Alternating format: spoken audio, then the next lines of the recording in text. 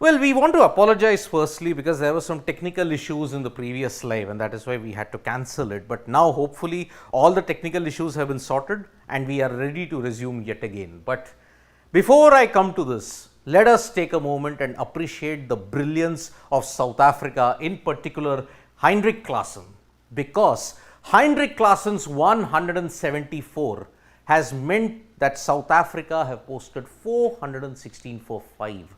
Yes, 416 for 5 in the 4th ODI at Centurion. It was carnage. It was a slaughterhouse. Whatever way you look at it, Australia seemed to be getting a repeat of the pain that happened to them about 17 years ago prior to this. One bowler must have definitely felt like how it would have been in 2006. What is the relation between the 2006 ODI between South Africa and Australia and this ODI at Centurion? The similarities are a lot more, because in the 4th ODI today, South Africa blasted 416 for 5 with Heinrich Klassen hammering 174, which included 13 sixes. But in the course of the carnage, Adam Zampa had a dubious record. The Adam Zampa, remember, who's a very reliable and safe bowler for Australia, he conceded plenty of runs. How plenty? It equaled a 17-year-old record. Now, you'll all be wondering, what is the 17-year-old record that I am talking about? Zampa conceded 26 runs in the final over, and because of that, he had figures of 10 overs, no maidens, none for 113. Does those figures ring a bell to you? It should, because these were the same figures, 10 overs, no maidens, none for 113, that Australia bowler Mick Lewis conceded in the Johannesburg ODI of 2006. You will all know that Johannesburg ODI, right? 434 Australia made, South Africa chased it down, 438 for 9.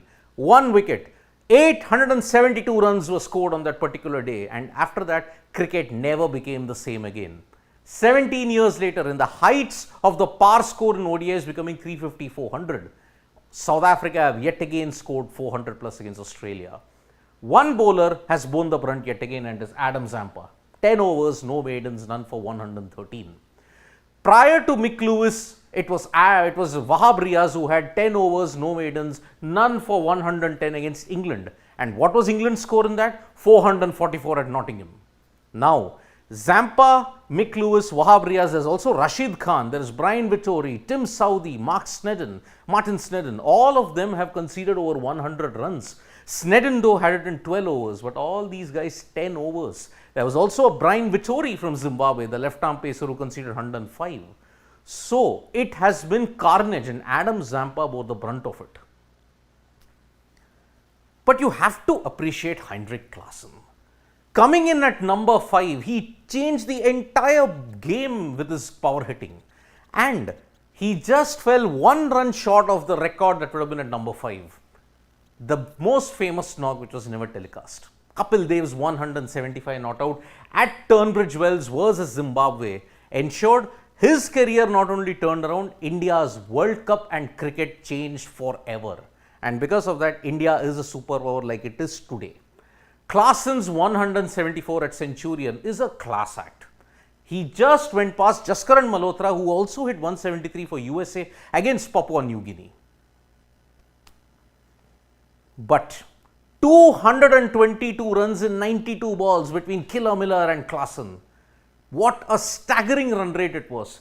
14.47. 222. The 200 run partnership came in 87 balls. The remaining 5 balls resulted in 22 runs. That was the carnage. But you think 14.47 is devastating? Look no further than the partnership between Hashim Amla and A.B. de Villiers against West Indies in Johannesburg. You all remember it. It was the pink ODI. And de Villiers hit a 31 ball 100. It was truly sensational and was vintage 360 degree ABD. Hashim Amla 192 of 67 balls. West Indies just had no place to hide. And Corey Anderson and Jesse Ryder, 1st January 2014 against West Indies, 15.28. Anderson, remember, had hit the fastest century before it was trumped about 1 year later by A.B. de Villiers against the same opponents.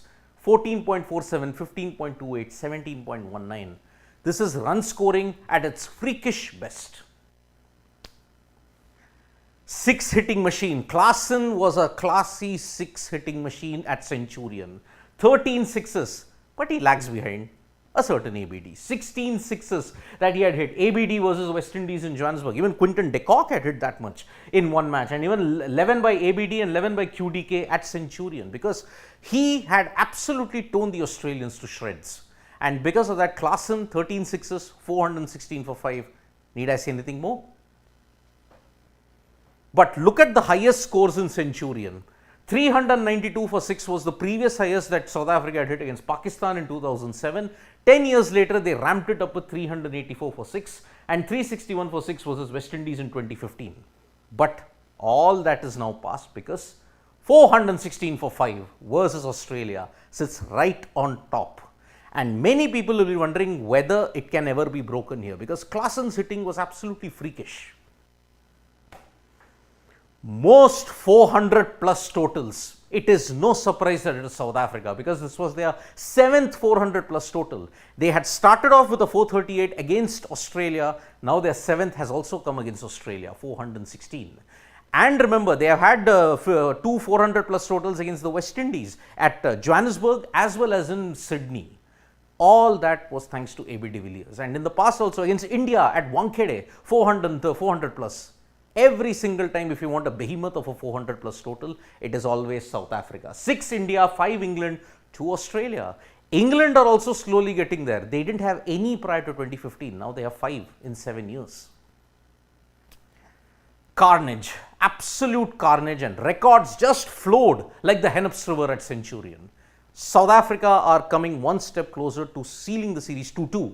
They will draw the series 2-2 with the final match in Johannesburg a couple of days later.